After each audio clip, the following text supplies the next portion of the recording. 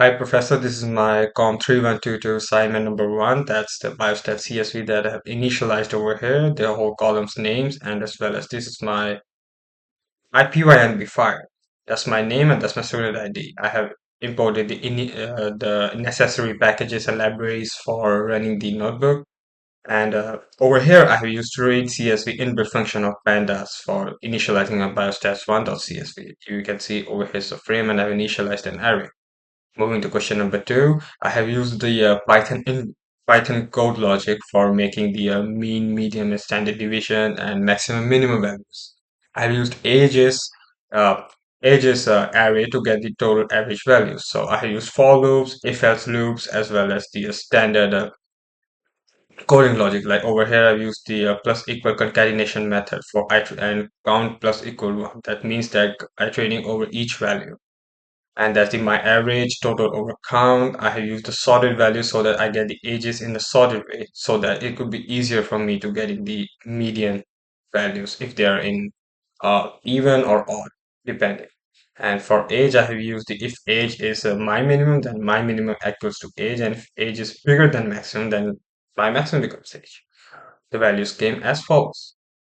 Moving further to question number three, using methods of NumPy package to calculate the following statistics. It's basically just the inbuilt functions of NumPy, mean, median, standard deviation, minimum, and you can see the results came perfect. Using these inbuilt functions was much easier as compared to hard-coded algorithms. And moving to question number four, I use matplotlib.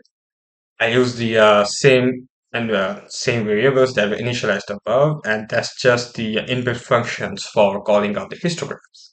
I use the fixed size for my figure 8 by 5. I use the histogram. I gave ages as the main value, and over here we can see AXV lines. So these are basically these lines that represent what values or what percentages this originate. I've also calculated the data points below 30th percentile and 70th percentile using the sum inbuilt NP values. And then I divided them by total into hundreds. So that way I can get how many value data points were below 30th percentile.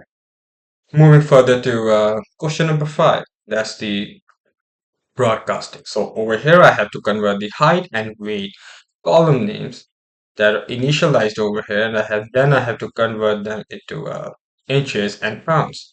For that, I used .2 numpy. So that's the inbuilt function that's gonna convert them into a binary part, and then we're gonna use the standard values so that they convert with the broadcasting.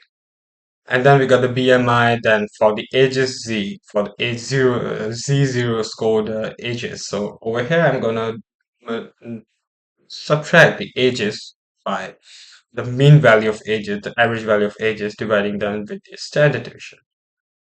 And we can see the values came just as perfect. Moving to question number six, we can see over here I have to use the mask for adults, creating a mask for females that I've initialized using the column name and values. Three variables were done, and then moving further, I used for the number of adults and average, I use some mean the name of the arrays, and then same for all of three of us. So you basically using the numpy inbuilt functions help me to decrease the amount of stress for using hard-coded algorithms again and again. Just using the library, it was much easier to get me these values. Using question number seven. So this is basically a model training using sklearn selection, train, test, split. I used all the necessary linear regression and libraries. I did the same thing, ages, weight, and that the variables over here that were to be initialized. And over here, I can see the x age, the first value, the first increment is my ages dot reshape. So it's going to reshape from -1 to 1. And y kg, that's y variable and that's x variable. And then for my train, testing, and splitting. So I have to train my model and test my model. I'm going to pass my whole parameters over here, a random state of 0, and test size of 0.2.